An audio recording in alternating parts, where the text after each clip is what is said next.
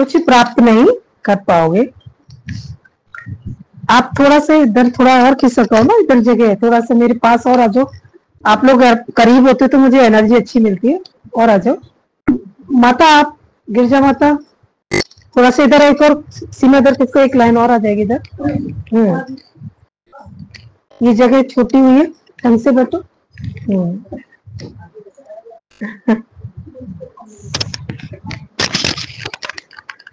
ये बच्ची आप इधर आ जाओ बीच में। ये कहाँ से है? ये पास में से है? अच्छा, आंटी जी के घर से। अच्छा, आप ऊपर रहते हो। अच्छा अच्छा अच्छा अच्छा। चलिए गिरजा माता, अब मुझे शकल दिख रही है आपकी। मुझे शकल नहीं दिख रही थी आपकी। और किसी के मन में कोई प्रश्न, कोई बात?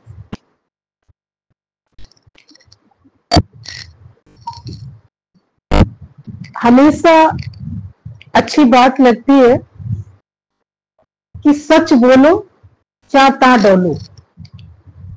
अगर आप सच बोलोगे तो सच्चे व्यक्ति को स्वीकार बहुत देर में किया जाता है, लेकिन उसका तिरस्कार कभी नहीं किया जाता। आप झूठ का सहारा लोगे, स्वीकार जल्दी कर लिए जाओगे, लेकिन तिरस्कार भी बहुत जल्दी हो जाएगा। तो सच बोलो चाहता डोलो। आपके अंदर में जो भी है वो गुरु की मुन्नी पे डाल दो, उस पे पर्दा मत डालो, नकली ओढ़नी मत ओढ़ो। जो अंदर है वो डाल दो। मेरे अंदर में डर है, मेरे अंदर में लालच है, मेरे अंदर में अभी माया का प्रलोभन है, मेरे अंदर में आलस है, मेरे अंदर में अभी लगन कम है। सब कुछ तुम्हारे अंदर में अभी क्या है, ये तुम्हारे अंदर में पड़ा हुआ है, आपके अंदर ही पड़ा हुआ है। जब समय आने पे जो चीज निकलती है तो कहां से निकलती है? वो आपके अंदर होती है तभी निकलती है। आप ये कहते हो सामने वाले ने क्रोध दिला दिया, नहीं, सामने वाले ने तो आपको मौका दिया आपकी शांति को देखने के लिए। लेकिन किसी की बात पे अगर आपको क्रोध आता है तो क्रोध बात पे नहीं आया, क्रोध आपके अंदर छिपा पड़ा था, कारण आने पे वो बाहर आ गया। आपके अंदर में लोभ अंदर में पड़ा हुआ है। अब लोभ कैसे पता चलता है? अपने लिए हम हर चीज की फैसिलिटी करते हैं, अपने लिए हम सब कुछ करने को तैयार है, लेकिन थोड़ा सा भी अगर हमें दूसरों के लिए जीना पड़े तो हम हिसाब किताब लगाने लगते हैं। हमारा इतना खर्च हो जाएगा, अपने लिए सारे रास्ते खुले हुए हैं, लेकिन जब दूसरों के लिए थोड़े जीने की बारी आती है ना, तो हम जी नहीं पाते। हमारा कभी लोभ आड़े आ जाता है, कभी हमारा डर आड़े आ जाता है। सबसे ज्यादा स्त्रियों में लोभ प्रवृत्ति बताई है। पुरुष में अहंकार प्रवृत्ति होती है, स्त्रियों में लोभ प्रवृत्ति होती है। स्त्रियां जितनी लोभी प्रकार की होती हैं, इस लोभ के कारण तुमसे हजारों पाप होते हैं।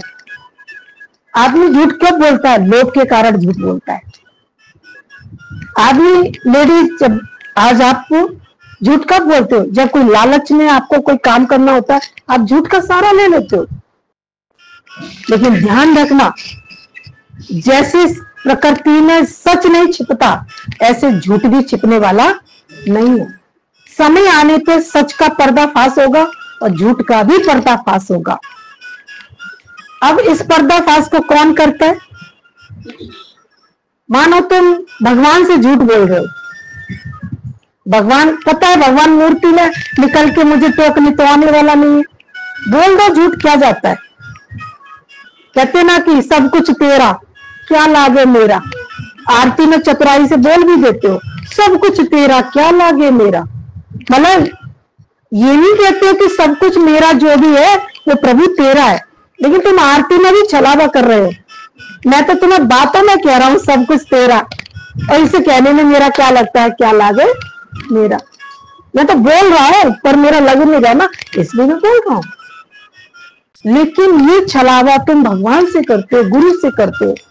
प्रकृति आपके लिए डंडा उठा के ऐसा हिसाब लेगी कि तुमको देते भी बनेगा, बोलते भी नहीं बनेगा। आप कभी कभी भीतरी चोट खाते हो। अगर आप भगवान से बोलते हो तो भगवान को तो तुम प्रकट जानते ही नहीं हो, लेकिन गुरु से भी झूठ बोलते हो तो तुम गुरु तो सामने आता है, तो तुम आंख मिला नहीं पाते हो गुरु से। कहीं ना कहीं तुमने चोरी की होती है, तो तुम अंदर ही अंदर अपने मन में घुमड़ते रहते हो, लेकिन ना बोलने के होते हो और ना कुछ कहने के होते हो। तो हमेशा आप सत्य का सहारा लो। सत्संग में आने का केवल एक ही पाठ पक्का करो, चाहे मुझे कोई भी कीमत देनी पड़े, पर मैं झूठ का सहारा नहीं लूंगा, चाहे मुझे कोई भी कीमत देनी पड़े। आपको क्रोध कर आता है तो आप बोलो हाँ आता है, ये नहीं कहो मुझे नहीं आता। नहीं आता तो वो भी तुम्हारा सुकून देगा तुम्हें। अगर क्रोध आपके अंदर से खत्म हो गया है तो सबसे ज्यादा खुशहाल कौन रहेगा? हम दूसरों को रखते हैं या स्वयं रखते हैं?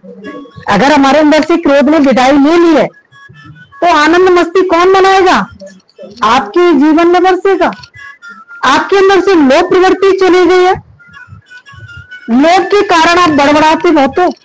दूध निकल जाए कौन बड़बड़ाता है? जीभ बड़बड़ाती है, लेकिन दूध के निकलने पे नहीं बड़बड़ाती है। लोभ प्रवृत्ति तुमसे क्या करती है? बुलवाती है। तो अगर लोभ को जीतना है तो खर्च करना शुरू करो, क्योंकि खर्च करने से ही लोभ खत्म होगा। धन को बचाने से लोभ खत्म नहीं होता। कैसे होता है लोभ खत्म?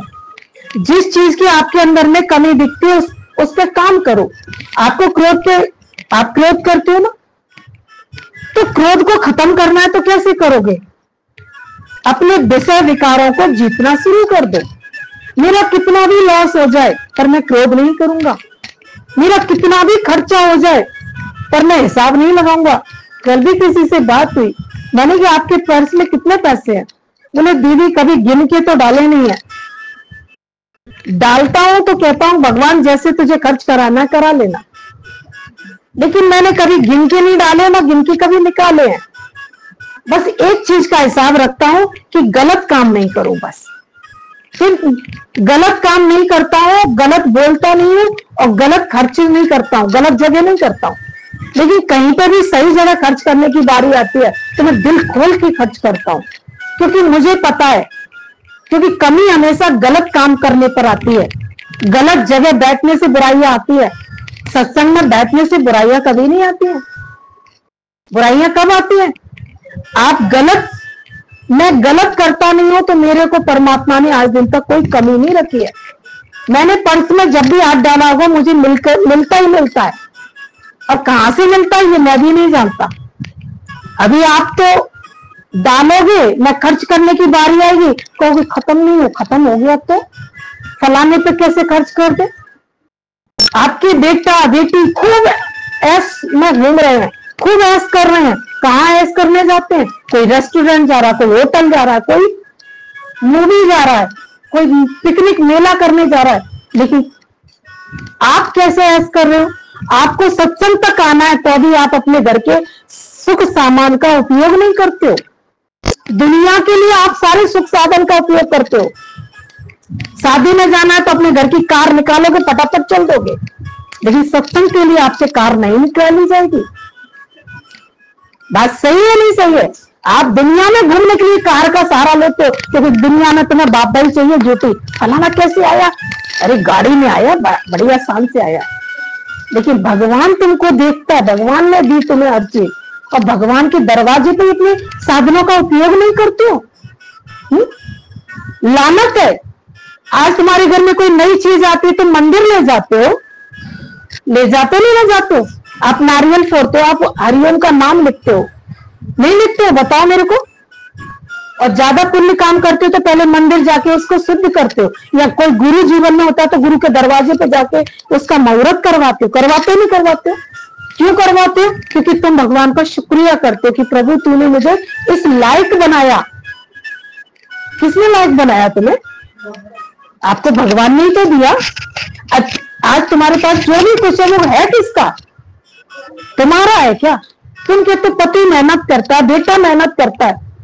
नहीं, ये परमात्मा की शक्ति से प्राप्त होता है। जब तुम भगवान तुमको कुछ भी देता है, जब वो लेने पे आ जाएगा ना तो बाईपास होके ले भी लेगा, और जब देने पे आएगा तो वो कब कैसे दे देता किसी है जो मेरी भक्ति करता है, जो मेरे जीवन मेरे लिए जीता है। तो कोई भी आपके घर में मिक्सी आती है तो आप क्या पीसते हो पहले? चटनी। क्या पीसते हो पहले? इसमें कोई मीठी चीज पीस लेते हो, कोई मेवा पीस लेता है, कोई कुछ पीस लेता है। नई गैस का ओपनिंग करते हो, क्या बनाते हो उस गैस का? क्यों बनाते हो मुझे बताओ, क्यों बनाते हो? बना लो, मिर्ची तल लो उसमें। हेलो, तलते हो क्या नई चीज के? तुरंत आप हलवे से शुरुआत। आपके घर में नई बहू आती है, आप क्या बनवाते हो? कहते हो कि नमकीन चटनी बना ले। क्या बनवाते हो? पुआ बनवाते हो। क्यों? ये सब अच्छे मन की पहचान होती है। मिठास का हर जगह नाम होता है, मिठास से जीवन में मिठास आती है। आपका कोई रिश्ता पक्का होता है, मिर्ची क्यों नहीं खिलाते हो? लाओ भैया मिर्ची का डिब्बा खोलो, एक एक मिर्ची खिला दो। नहीं, क्या खोलते हो कोई रिश्ता पक्का होने पर? मिठाइयां खोलो, लड्डुआं खाओ, खुशियां मनावा। गुरु आपके जीवन में क्या है? क्या है बताओ? एक अच्छा अवसर नहीं है? एक जीवन का एक बहुत बड़ा तोहफा नहीं है गुरु आपके जीवन में?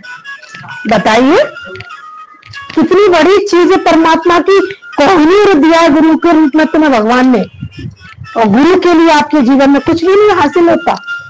बड़ा सोच सोच के इस समय अगर प्रसाद भी लाओगे ना, सेब लाने पड़े कुछ भी, तो ऐसे दामाद आएगा तो 5 स्टार की चीज लाओगे, क्योंकि वो हमारा नाम रोशन करेगा। और परमात्मा के दर पे जाओगे तो कैसी ले जाते हो? झुर्रियों वाली चीजें ले जाते हो। गुरु आपके सामने आता है, गुरु कहता है कि चलो तुमको इस लायक भगवान ने बनाया है तो तुम भगवान के कार्य को आगे तो करो। बोले बहुत अच्छा, एक हमें दृष्टांत अच्छा लगा। बोले एक सेठानी थी, सेठानी बहुत भगवान की भक्ति करती थी, बहुत करती थी। कहती थी भगवान तुम कब मिलोगे, भगवान तुम कब मिलोगे। भगवान रोज उसका रोती जाती थी, भगवान से विनती करती जाती थी। दुनिया में रोना आता है संसार के लिए, लेकिन सच्चे भगत को रोना आता है भगवान के लिए। वो सेठानी रोज रोती थी मंदिर में, क्यों नहीं मिलते हो, कब मिलोगे, कब मिलोगे, आओ ना किसी भी रूप में आओ। अब उसने क्या बोला? आओ ना किसी भी रूप में आओ। उसने भगवान को आह्वान किया है। कोई रूप नहीं मांगा कि राम बन के आना, कि श्याम बन के आना, कि मीरा बन के आना, ना, तुम किसी भी रूप में आओ। अब ये प्रार्थना भगवान को चुभ गई, मेरी भक्ति मांग नहीं रही है, वो फरियाद कर रही है, किसी भी रूप में आओ। देखा कि थोड़े दिन ही बीते थे, 2-4 दिन, एक जाके कोई ब्रह्मज्ञानी संत ने उसका दरवाजा खटखटाया।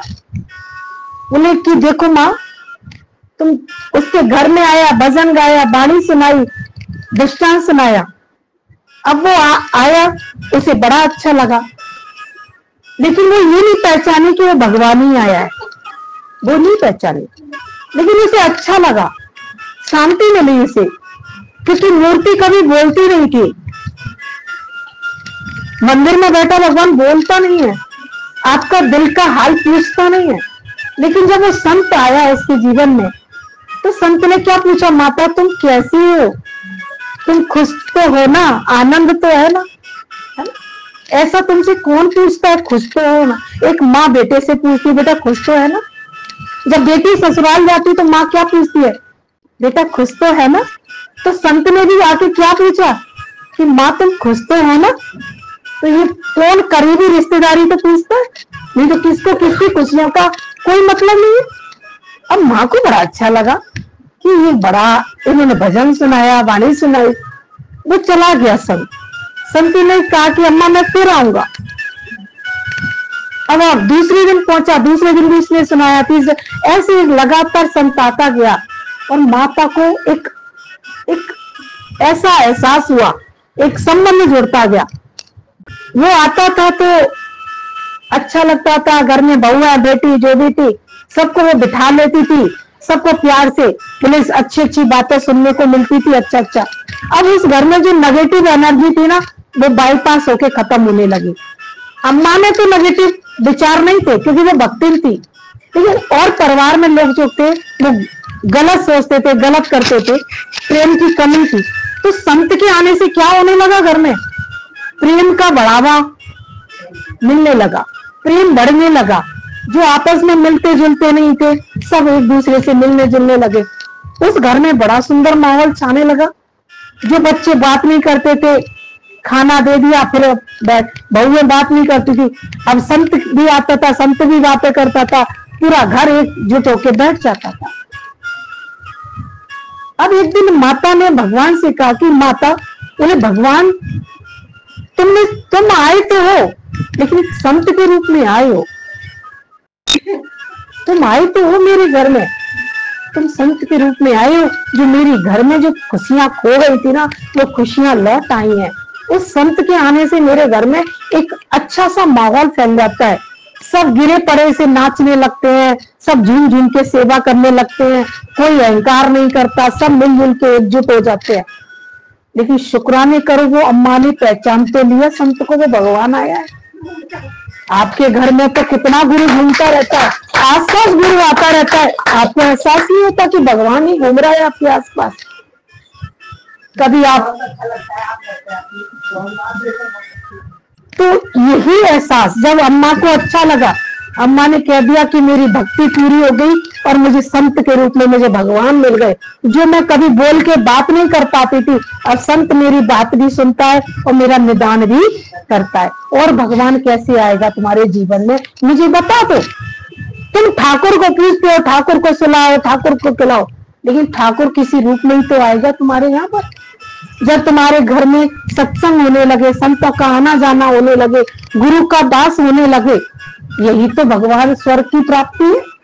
और कहाँ स्वर्ग मिलेगा, मरने के बाद कोई स्वर्ग नहीं है। जो जीते जी इन सब चीजों को प्राप्त कर लेता है, वही स्वर्ग का अधिकारी होता है, वही स्वर्ग का अधिकारी होता है। तो स्वर्ग हमारा कहीं और नहीं है, स्वर्ग हमारे जीवन में है। स्वर्ग हमारे कहाँ पर है, हमारे सामने है। जब गुरु हमारे पास रहता है तो हमारे पास हर दुनिया की कायनात हमारे सामने झुकने लगती है। तो कभी भी गुरु से पीछा, कई लोग शरीर के भान में रहते हैं, शरीर के अहंकार में रहते हैं, तो सेवा से थक जाते हैं। कभी कोई पैसे की कंजूसी में होता है तो खर्च करने से थक जाता है। ये नहीं सोचता कि ये सब परमात्मा की सौगात है, परमात्मा करा रहा है तो मैं कर रहा हूं, मैं क्यों परेशान हो रहा हूं। अगर अच्छे कार्य में परमात्मा मेरा दल लगा रहा है और गुरु के समक्ष बोले जिसका साथी है भगवान क्या बिगाड़े आंधी तूफान, एक गुरु का करने संग कभी ना होगी तेरी समाधि नहीं। एक गुरु पे आप कुर्बान हो जाओ, दुनिया में सारे देवी देवता, सारे ब्रह्मांड की शक्ति आपके दरवाजे पे नतमस्तक ना होने लगे तो हमसे बता देना। आज हमने ऐसे करिश्मे देखे हैं, तो साकार में किस भगवान को घूम फिरते रहते हो। मंदिर में जाके ढोग लगाते हो, मंदिर में जाके दिया जलाते हो, उसी मंदिर को जाके पानी में बहा, भगवान को बहा के आते हो। अपने घर का एक सोने का कंगन पानी में बहा के दिखा दो, मुझे दिखा सकते हो? उसे तुम बड़ा प्यार से रखते हो, लेकिन भगवान की बनी बनाई मूर्तियां तुम पानी में डुबोआते हो। कहाँ है तुम्हारा प्यार, क्या है तुम्हारा प्यार? जागो मनुष्य जाग। ये अंधकार की पूजा भगवान को पसंद नहीं है। दिल से करो जो भक्ति भगवान को पसंद है। ये कर्म कांड करना छोड़ दो कि भगवान को बनाते हो फिर विसर्जित करते हो फिर बनाते हो, इतना दर्द आता है। अभी हम देख रहे थे, सारी क्लिप्स को देख रहे थे तो अंदर में बड़ा दर्द लगता है। कैसे अज्ञानी, आज हम ही लोगों ने भगवान का उपहास बनाया है, हम ही लोगों ने गुरुजनों का अनादर किया है। आज हर घर में अगर भाई भाई में प्रेम हो जाए, परिवार के बच्चे बच्चे में प्रेम हो जाए, और जब प्रेम जन्म लेता है ना तो द्वेष का नाश करता है, लड़ाइयों का नाश करता है। और ये प्रेम कभी पूजा से प्रकट नहीं होता, ये प्रेम सत्संग से प्रकट होता है, ज्ञान से प्रकट होता है। पूजा से तो अहंकार जन्म लेता है, पर ज्ञान से, सत्संग से प्रेम की उत्पत्ति होती है। प्रेम तुम्हारे अंदर में कैसे आएगा? आज तुम्हारे बच्चे अहंकारी बन गए, बच्चों की कमियां नहीं है, ये तो माँ बाप की कमी है जो बच्चों के अंदर में सही समय पे गुरु से नहीं जोड़ा, सत्संग से नहीं जोड़ा। इसका भी भुगतान आपको देना पड़ेगा। आज आप अगर एक माँ बन जाए कि मैं अपने बच्चों को सत्संगी बनाऊंगी और गुरु तक झुका के ही रहूंगी, ऐसी किसी में कायनात में शक्ति नहीं है कि बच्चे तुम्हारी बात ना माने। लेकिन माँ ठानती नहीं है, बच्चे मानते नहीं है। आप ठान लो तो कोई बच्चा तुमसे ऊपर नहीं निकल सकता, इस बात को हम लिख के देख सकते हैं। लेकिन आपके अंदर में भक्ति कच्ची है, आपके अंदर में अभी सत्संग को तुम एक फायदे, सत्संग फायदे का सब्जेक्ट नहीं है, सत्संग सत्य का मार्ग है। सत्य समझने देर में आता है, लेकिन जब समझ में आ जाता है तो जिंदगी में कभी बेगा नहीं होता, वो हमेशा जीवन में समा जाता है। बोले मेहंदी जब लगाते हो ना हाथों पे तो दिखती तो मेहंदी है, लेकिन अगर मेहंदी को 5 घंटे बाद छुटाओगे तो मेहंदी खत्म हो सकती है? ऐसे लो कोई केमिकल डाल के खत्म कर दो, हो सकती है? नहीं, वो तो अंदर प्रवेश कर गई। ऐसे ही भक्ति जब तुम्हारे हृदय में प्रवेश कर जाएगी तो परिवर्तन तो निश्चित है। लोग कहने लगेंगे कि तुम गुरु के बच्चे हो, तुम ऐसे गुरु के बच्चे हो जो तुम्हारे कर्मों में सुगंध आ रही है। आपके बच्चे अहंकारी नहीं बने, आपके बच्चे गुरुजनों के सम्मान में आगे रहे। बोले गुरु जब आपके यहाँ शहर में आता है, आपके मोहल्ले में आता है, आपके घर में आता है, तो आसपास के सोई हुई शक्तियों को जगाने ही आता है। आज गुरु को कुछ तुम्हें जगाने में गुरु को क्या लगता है कि मैंने सही काम किया, मेरे जीवन का जो उद्देश्य है संसार में रहने का, संत का कोई उद्देश्य नहीं होता संसार में रहने का, केवल अपने भक्तों के अंदर में अज्ञान को खत्म करना ही उसका उद्देश्य होता है। भक्तों की खातिर ही भगवान जन्म लिया करते हैं और अपने भक्तों के खातिर ही गुरुजन संसार में आया करते हैं। लेकिन वो अपने काम को करते हैं, तुम अपना काम करो, अपने काम में चतुर चालाकी का उपयोग मत करो, है ना। आज आपके जीवन में सारे संसार के कार्यों के लिए तुम्हारे सारी सुख सुविधाएं आपके पास है, पर भगवान के कार्यों के लिए आपके पास नहीं है, तो भगवान एक दिन खींच लेगा, सारी चीजों को नष्ट कर देगा। क्योंकि भगवान आपको मौका देता है, जब तुम जिसके लिए दिया उसी के लिए तुम योग नहीं करते हो, तो भगवान आपको क्यों देगा, क्यों मालदार बनाएगा, क्यों तुम्हारे पास सुख सुविधाएं देगा। एक दिन जहां से उत्पन्न नहीं हो वहीं पर तुम्हें लौटा देगा, नहीं लौटाएगा। आज आपको जो मिल गया है क्या वो कभी जाएगा नहीं। आज ऐसे ऐसे हमने करोड़पति देखे हैं जो भिखारी भिक्षा मांगते हुए नजर आते हैं। क्यों मांग रहे हो भिक्षा? थे तो अपने जमाने में करोड़पति, लेकिन उन्होंने पैसे का सदुपयोग नहीं किया। उन्होंने पैसे का कभी दान दक्षिणा, कभी परोपकार, कभी संतों की सेवा में नहीं लगाया। उनका पैसा जीरो कर देता है भगवान। आपके हाथ में है, अगर आपके पास कुछ भी है तो परमात्मा का समझ के इस्तेमाल करो। ये मत कहो कि ये मेरा है, ये घर मेरा नहीं है। ये घर मेरा जब तक है जब तक इसमें अच्छी शक्तियां रहती हैं। अगर इसमें बुरी शक्तियों का वास होने लगेगा तो ये घर शमशान बनने में देरी नहीं लगेगी। कितने घर बता दूं, शमशान होने में देरी नहीं लगते हैं। इसीलिए कहते हैं कि गुरु आपके जीवन में वो एक रिंग बजाता है कि मेरे बच्चों गलत होने से बच जाओ और गलत समय तुम्हारे को छू नहीं पाए। मैं तुम्हें उससे बचाने आया हूं, मैं अनहोनी से तुम्हें बचाने आया हूं। मैं ये नहीं कह रहा कि मैं अनहोनी नहीं होने दूंगा, होगी, लेकिन मैं तुम्हें उबार लूंगा, अपने हाथों में उठा लूंगा, है ना। तो सच का सहारा लो, झूठ का सहारा नहीं लो। आज कहीं पर भी तुम चलते हो, कैसे भी कुछ भी कार्य करते हो, एक डर होना चाहिए कि ये सब मेरे प्रभु प्यारे का है ना। बच्चों को भी ये एहसास दिला दो कि बेटा सत्संग से दूर रहोगे तो जीवन तुम्हारा अंधकार में जाएगा, लेकिन तुम मां होने के कारण सत्य नहीं बोल पाते हो। आप सत्य नहीं बोलते। आज गुरु सत्य बोलता है, बात बुरी जरूर लगती है, लेकिन बाद में समझ में आती है। कब आती है? जब ठोकर लगती है। हाँ सही कहती है दीदी, सही कहते हैं गुरु जी हमारे, है ना। लेकिन ठोकर खाने पे समझोगे या आराम से समझोगे? कैसे समझोगे? ठोकर खाने पे कि आराम से? तो आज ये समझ के जाना, कभी झूठ का सहारा नहीं लेना, कभी छल कपट का सहारा नहीं लेना, कभी आप दूसरों के कंधों पर रख के बंदूक मत चलाइए। आपके बच्चे का एग्जाम है, आपका बच्चा व्हाट्सएप खेलने में टाइम लगा रहा है, आपका बच्चा दुनिया के काम धंधा में टाइम लगा रहा है, लेकिन तुम अच्छे कार्य में अपने खुद भी, हम ही अपने बच्चों को कहते हैं कि बेटा कि पूजा करने से और सत्संग जाने से कभी तुम्हारा पेपर खराब नहीं होगा। कितनी माताएं दावा भरती हैं भगवान के रास्ते भरने के लिए, हम ही नहीं भरते तो बच्चे कहां से बढ़े? बच्चे तो बहाना लेके आज बैठे हैं क्योंकि बच्चों को समझदारी नहीं है कि हमारा मार्ग सत्य कौन सा है और असत्य कौन सा है। तो ये मार्ग कौन दिखाएगा हमारे अपने बच्चों को? हम ही तो दिखाएंगे। आज हमने बच्चों को जो मार्ग दिखाए बच्चे चल रहे हैं उससे। पढ़ाई, आपने स्कूल में एडमिशन करा दिया, बच्चा अभी तक डिग्री प्राप्त करने में लगा पड़ा है। आप बच्चे को माना शादी की सोच उसके अंदर में भरना डालोगे कि बेटा शादी करनी, शादी, उसे शादी करके बहू दे दोगे या दामाद दे दोगे तो वो शादी के काम में लग जाता है। तो कौन कराता है सब कुछ? पहल माँ बाप ही तो कराते हैं। तो सत्संग की पहल कौन कराएगा बच्चों से? बताइए, संसार का कौन सा काम माँ बाप ने नहीं कराया बच्चों को? आप ही तो कराते हो। पहली उंगली पकड़ के बच्चे को स्कूल तक कौन ले गया? माँ बाप ही तो ले गए। तो सत्संग तक उंगली पकड़ के भी कौन लाएगा? माँ बाप ही लाएंगे। बच्चे अपने आप आने वाले नहीं है, ध्यान रखना। क्योंकि बच्चों की इतनी जगह खोल दी है इस संसार में, इतने रास्ते खुले हुए कि बच्चे इस रास्ते पे आने के लिए तुम्हारी मेहनत की बहुत जरूरत है।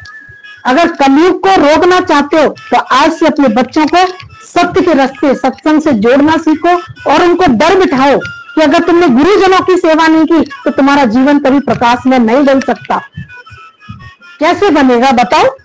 अगर राजा राम गुरु की शरण में नहीं जाते तो क्या वो वन में जाके सुखी रह पाते? बताइए आप मेरे को। राजा राम वनवास कब गए? पहले उन्होंने गुरुकुल की शिक्षा ले ली, गुरु से जाके पूरी संसार की शिक्षा पारंगत हो गए। फिर संसार में जो भी आया राम ने चुटकी बजा के स्वीकार किया, वनवास भी स्वीकार किया और राज्य भी त्याग दिया। तो देरी लगी इनको इस कार्य में। आपके बच्चों को तो अगर कुछ भी त्यागना पड़े ना तो उनको बहुत बुरा लगता है। प्लीज करके सभी अपने मोबाइल साइलेंट कर लें, कोई भी मोबाइल बजना नहीं चाहिए, साइलेंट कर लें या ऑफ कर लें। और सत्संग में ये नियम है, सत्संग में फोन अलाउ नहीं है बिल्कुल भी, ठीक है। तो कोई भी जीवन का उद्देश्य आपको पूरा करना है तो सत्संग को बहुत ही परमात्मा की अनूठी कृपा हुई है आपके ऊपर। अब आप सोचो कि मंदिर वाला भगवान कोई और कृपा करेगा तो मुझे बता दो कौन सी कृपा के रूप में तुम भगवान को पहचानने वाले हो? पहचान पाओगे? एक संत वेश में ही आएगा, कलयुग में भगवान का अवतार होगा तो गुरु रूप में होगा और ज्ञान के रूप में तुम्हें शांति गुरु के द्वारा ही मिलेगी और कोई अवतार नहीं आएगा सब कलयुग में। तो जीवन का भ्रम खत्म करो, जगह जगह भटकते रहते हो और सर फोड़ते रहते हो। भगवान ये दे दो, भगवान दुख क्यों आ गए, पति दूसरे रास्ता क्यों चला गया? सब तुम्हारे कर्मों का ही खेल है। तुम भगवान का सच्चाई से भजन नहीं करोगे तो संसार के सारे काम बिखरते चले जाएंगे। एक को संभालोगे दूसरा बिखरेगा, दूसरे को संभालोगे तीसरा बिखरेगा। ये संसार का ऐसा ही दस्तूर है ना। सब साधे सब जाए, एक साधे सब सद जाए। बहुत अच्छा एक पॉइंट लगता है कि जिंदगी में एक बात तय है, जिंदगी में एक बात तय है, क्या? कि तय कुछ भी नहीं है। पल्ले पड़ा कुछ? जिंदगी में एक बात तय है कि तय कुछ भी नहीं है। नहीं आया समझ में? जिंदगी में एक बात तो तय है कि तय कुछ भी नहीं है। मतलब आप ये एक बात फैक्ट है लेकिन तय कुछ भी नहीं है। एक बात तय कुछ भी नहीं है। आज आपके पास जो भी कुछ दिख रहा है वो भरम है, तय नहीं है, फिक्स नहीं है। हेलो, जो शरीर दिख रहा है ये भी तय है पर फिक्स नहीं है। आज आपके गाड़ी बंगला घोड़ा पैसा रुपया दौलत बच्चे नाती पोते जो दिख रहे हैं ये सब तय नहीं है, फिक्स नहीं है। ये कभी भी क्या हो सकता है? खत्म हो सकता है। तो तय कुछ भी नहीं है, फिक्स डिपॉजिट में कुछ भी नहीं है। तो कभी भी किसी चीज को सत्य मान के नहीं चलो। मेरा अपमान कर दिया, मेरा अपमान, मेरे भाई ने मुझे ऐसा अपमान कर दिया, साल बीत गए, समय बीत गया, जवानी की बात बुढ़ापे में आ गई, बुढ़ापे में बात ही खत्म नहीं हो रही हमारी। दफना दिए जाओगे तो क्या जाएगी तुम्हारे साथ में? वो बात जरूर जाएगी साथ में जो तुमने जीते जी वो बात खत्म नहीं थी। किसी से भी अगर आपका द्वेष है तो आज ही जाके इससे मुलाकात करना, आज ही से जाके इससे जाके हलो करके अपनी बात पूरी कर देना कि भाई तुम्हारी कोई हलो करोगे उसी से राग द्वेष खत्म हो जाएंगे। प्यार से हरिओम कर लोगे उससे भी राग द्वेष खत्म हो जाएंगे। ज्यादा कुछ बात मत करो किसी से, लेकिन हरिओम हरिओम करते जाओ और जय गुरादी बोलते जाओ। बोले बहुत अच्छा एक दृष्टांत है। बोले एक बार क्या था, एक राजा था, तो राजा को जो चित्र बनाने की जो कला होती है ना, वो बहुत पसंद थी राजा को। कहीं पे भी वो चित्र देखता था और उसमें कला उसे बहुत भाती थी। तो राजा ने बोला कि मुझे कुछ ऐसी चित्र बनवानी है, तो उसने बहुत जगह जगह के पेंटर बुलवाए, बहुत जगह जगह के चित्रकार बुलवाए। बोले ऐसी कला बनाओ, ऐसा एक चित्र बनाओ जिसमें पूरी शांति शांति छा रही हो और जिसे जो उस चित्र को कोई देखे उसका मन शांति से भरपूर हो जाए। अब सारे चित्रकार आए, सबने अपनी अपनी पेंटिंग बनाई, सबने अपने चित्र बनाए। राजा ने सबके चित्रों को देखा, केवल 2 पेंटिंग पसंद आई राजा को, 2 चित्र पसंद आए। अब राजा ने बोला कि इन दोनों चित्रों में से मुझे एक पसंद करना है और जिसकी पेंटिंग मुझे पसंद आ गई उसको मैं आधा राज्य दे दूंगा। अब ये बात बोली राजा ने तो सबके 2 पेंटिंग जो निकली उसमें 2 व्यक्ति चित्रकार खड़े हो गए। बोले ये आधा राज्य मुझे मिलेगा कि आधा राज्य मुझे मिलेगा। अब उस 2 पेंटिंग में क्या खासियत थी?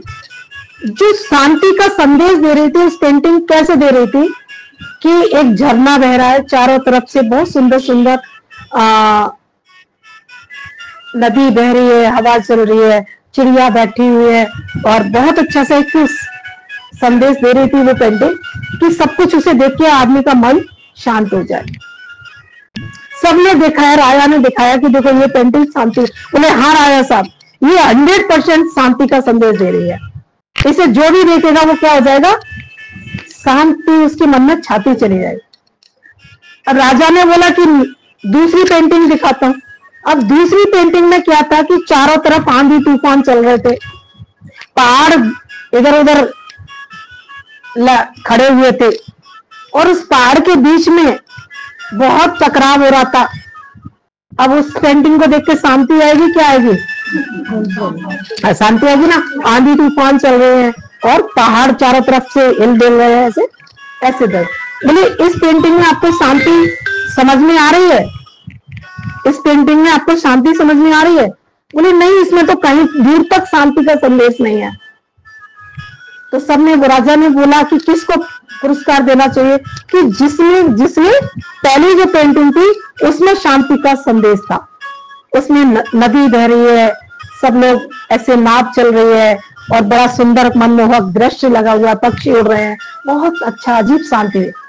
लेकिन राजा ने बोला कि मैं उसे इनाम नहीं दूंगा, पहली पेंटिंग को मैं इनाम नहीं दूंगा। अब खलबली मच गई, सबका निर्णय एक ही तरफ जा रहा था कि शांति का दृश्य जिसमें दिख रहा है उसी को इनाम मिलेगी। लेकिन दूसरी पेंटिंग में वाले को राजा ने इनाम देने का घोषणा किया।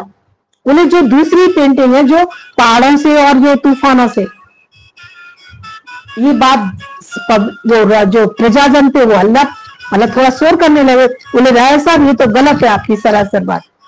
तो राजा ने बोला अगर आप मुझे राजा मानते हो तो क्या मैं गलत कर सकता हूं?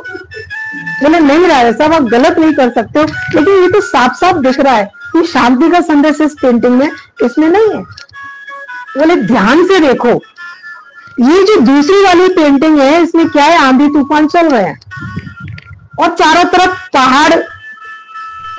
पहाड़ से ही गिरे हुए हैं और बीच में बड़ा उबड़ खाबड़ सर रोड बना हुआ है लेकिन आप लोग ध्यान से देखो, इस पेंटिंग में एक खूबी है कि एक पेड़ पर एक चिड़िया बैठी हुई है और वो अपने बच्चों का बड़ा शांति से पालन कर रही है।